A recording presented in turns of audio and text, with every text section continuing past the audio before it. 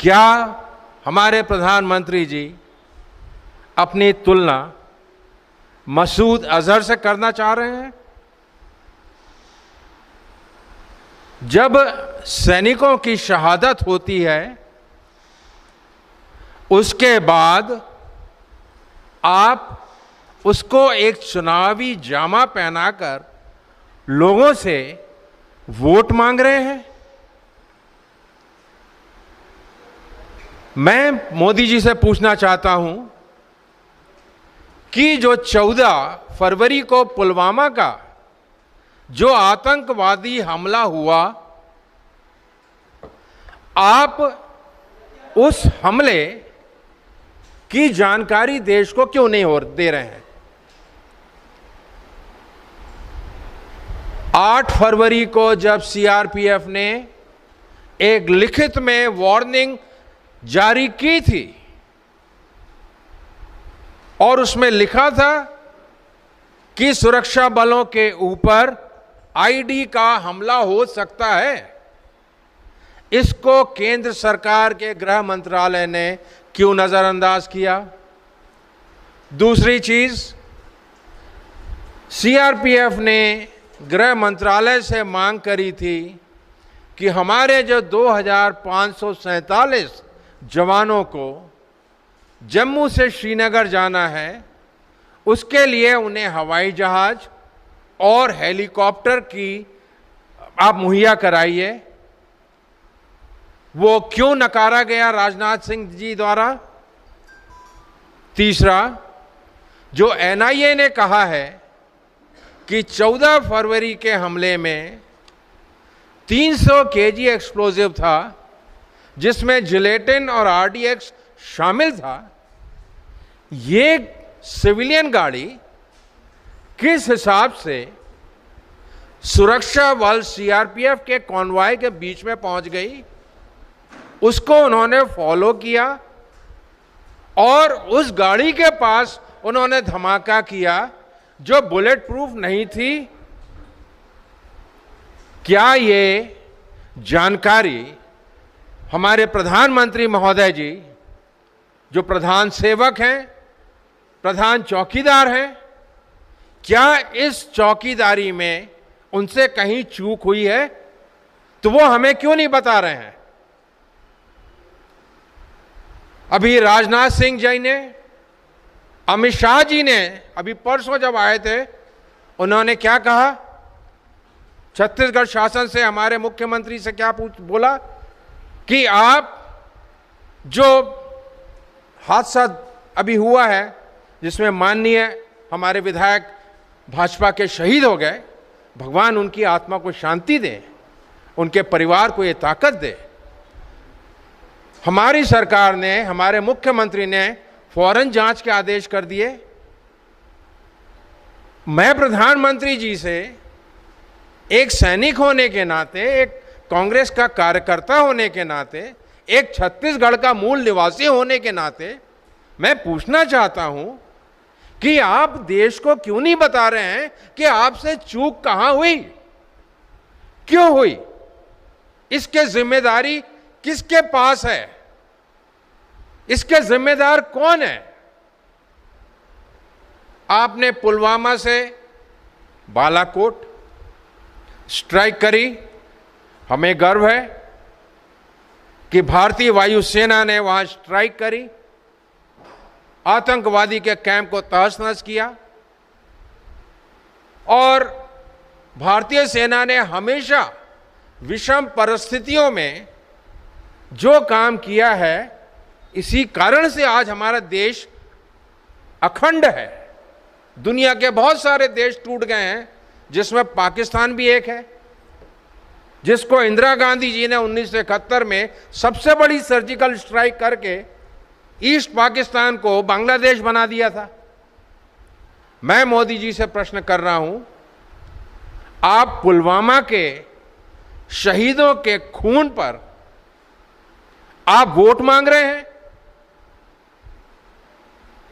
Modi ji, vote मैं भी दूंगा आपको।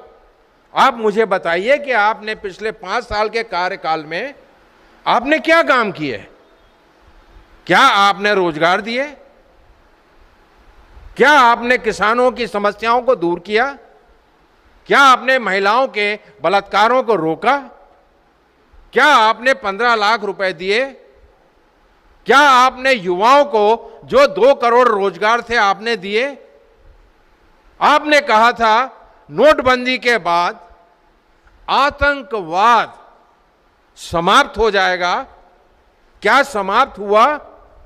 मैं आपको बताना चाहूंगा कि 2018 में जो लाइन ऑफ कंट्रोल में हादसे हुए हैं, 2010 में हमारे सिर्फ 9 सैनिक लाइन ऑफ कंट्रोल में शहीद हुए थे। 2018 में यह संख्या बढ़ के 61 हो गई।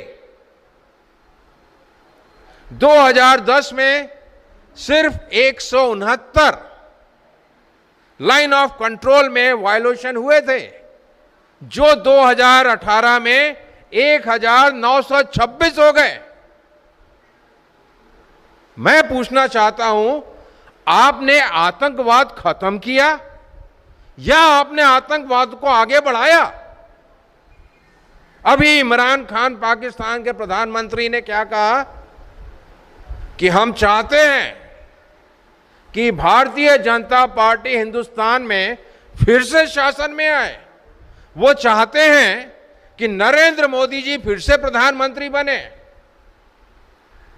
जब एक देश का नागरिक सरकार से प्रश्न पूछता है, चाहे वो पुलवामा के ऊपर हो, चाहे बालाकोट के ऊपर हो, प्रश्न तो आपसे ही पूछे जाएंगे जो सत्ता में है।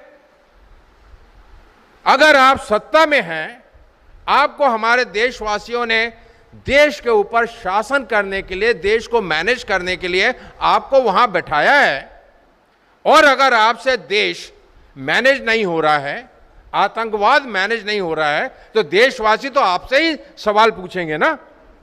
और जब हम आपसे सवाल पूछते हैं, आप हमें देशद्रोही करार कर देते हैं। क्या सरकार से प्रश्न पूछना देशद्रोही का काम है? अगर ऐसी बात है तो प्रधानमंत्री जी आप बताइए। मेरे हिसाब से सबसे बड़े देशद्रोही तो आप हैं। वो क्यों?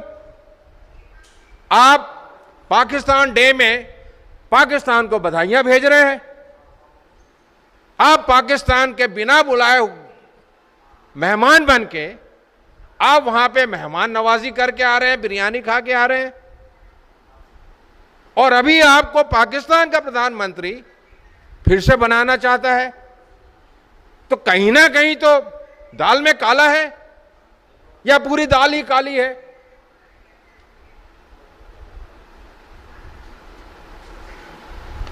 अगर पुलवामा के ऊपर आपको वोट मांगना है, बिल्कुल हम देंगे।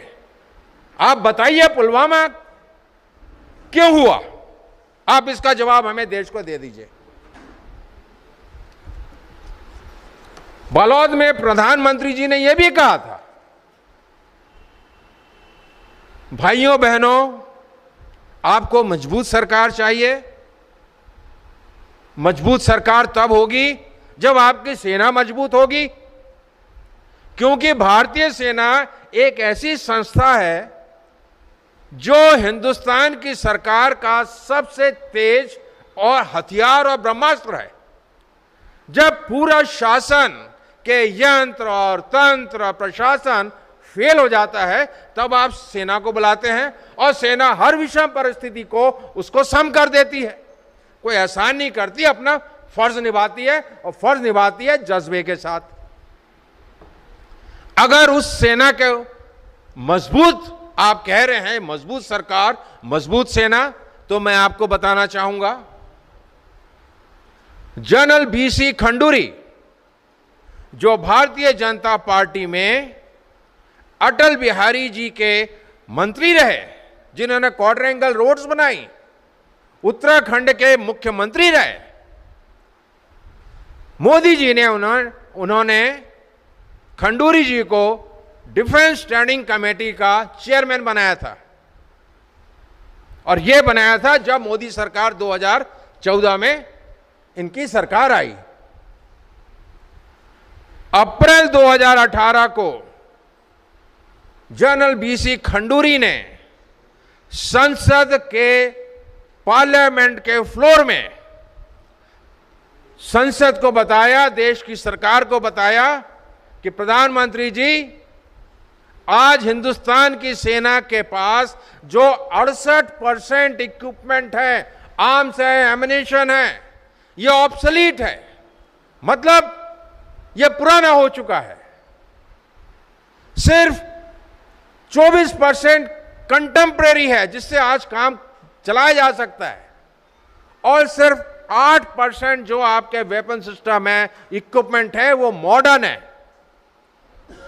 उन्होंने भाजपा के मंत्री होने के बाद उन्होंने प्रधानमंत्री जी को एक सच्चाई उनके सामने रखी। अगर कोई आदमी आपकी सच्चाई, आपकी कमियों को आपके सामने रख रहा है तो वो तो आपका मित्र हुआ ना। वो नहीं चाहता कि आपके पास वो जो कमजोरी है उससे हमारे देश को नुकसान पहुंचे। लेकिन हमारे प्रधानमंत्री जी ने क्या किया? सितंबर 2018 को उन्होंने बीसी खंडूरी को उस चेयरमैन के पद से हटा दिया गया और उसकी जगह कलराज मिश्रा को बनाया। और क्या कह के बनाया? यह कह के कि बीसी खंडूरी की उम्र हो गई है।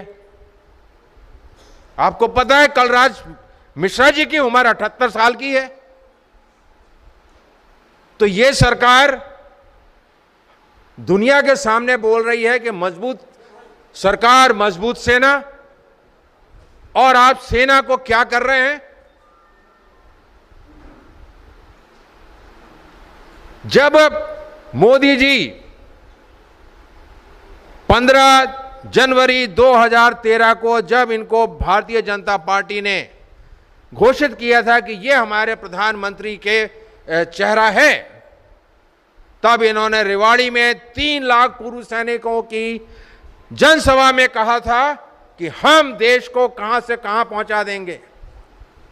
और जब कोई भी व्यक्ति पूर्व सैनिकों से ऐसा वायदा करता है तो एक मैसेज जाता है पूरे देश को कि जो अपने सैनिकों के काम कर सकता है वो पूरे देश का काम करेगा। लेकिन मैं एक सैनिक होने के नाते मुझे गर्व है, 5 लड़ाइयों में मैंने हिस्सा लिया है।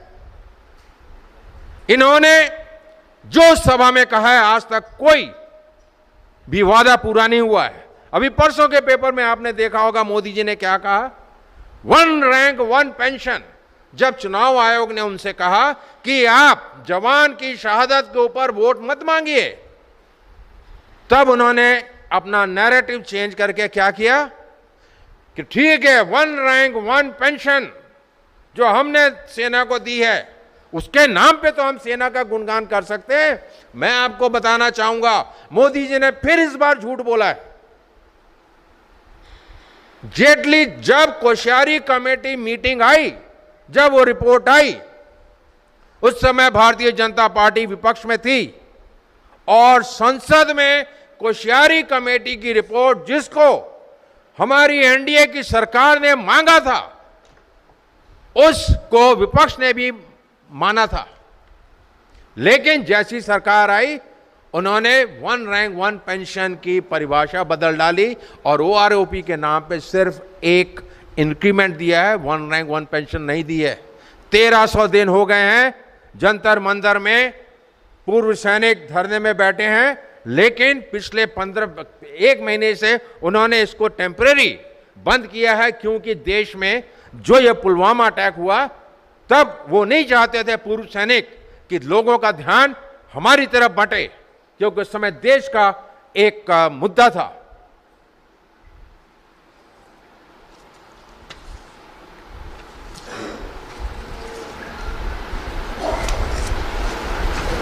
जो इन्होंने कहा नक्सलवाद, अमित शाह जी ने कहा कि छत्तीसगढ़ में पिछले 3 महीने में नक्सलवाद बढ़ गया है। मैं पूछना चाहता हूं, आप 15 साल की कहानी को, जो 15 साल भारतीय जनता पार्टी के शासन काल में, आपको पता है 2003 से लेके 2018 तक सिर्फ बस्तर में 1078 सीआरपीएफ और सुरक्षा बल के जवान शहीद हुए हैं। मतलब हर 5वें दिन भारतीय जनता पार्टी की सरकार में एक जवान शहादत उसको मिली है। तब आपने क्यों नहीं पूछा कि आपने नक्सल क्यों नहीं खत्म किया? और आपको बताऊं, पिछले 3 महीने में जो एनकाउंटर्स हुए हैं उसमें जितने नक्सलवादी अभी मारे गए हैं, रिकॉर्ड्स हैं ये, पहले नहीं मारे गए। हमारे माननीय मुख्यमंत्री जी ने फौरन स्वर्गीय भीमा जी की शहादत के ऊपर फौरन एक्शन लिया। आप भी झीरम के मामले में एक्शन ले लेते। नोटबंदी से नक्सलवाद खत्म होगा, आतंकवाद खत्म होगा, ऐसा तो कहीं नजर नहीं आ रहा है। अगर जिस प्रधानमंत्री को अपने देश के सैनिकों के खून के ऊपर वोट मांगने की जरूरत पड़ गई, तो यह पक्का है कि आपने उस अपने अंतिम हथियार को, जो किसी भी लोकतंत्र का अंतिम हथियार उस देश की सेना होती है, आपने उस हथियार की धार को तेज नहीं किया है, उसको आपने ब्लंट कर दिया है।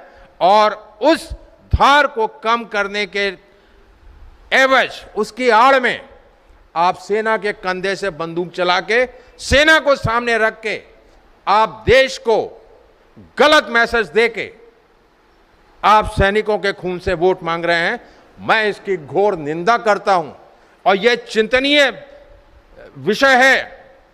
भाइयों और बहनों, मेरे पत्रकार दोस्तों, मैं आपको बताना चाह रहा हूं कि आज देश की स्थिति जिस हिसाब से गवर्न हो रहा है, बहुत नाजुक है। हमने अपना कार्य पूरा किया है एक सच्चे नागरिक होने के नाते, लेकिन आज से 15 साल के बाद जब देश की समस्या इतनी बढ़ जाएगी जहां से हम जिसको कहते हैं पॉइंट ऑफ नो रिटर्न, तब अगर किसी को गाली देना हो तो कम से कम मैं ना हूं। आपके आने वाली नस्लों आपसे पूछेंगी, जब देश टूटने की कगार में जब शुरुआत हुई थी तब आपने क्यों नहीं आवाज उठाई? कम से कम मुझे तो कोई, मेरे आने वाली नस्लें मुझे गाली नहीं देंगी कि ब्रिगेडियर प्रदीप यदु ने आवाज उठाई थी इस सरकार के खिलाफ।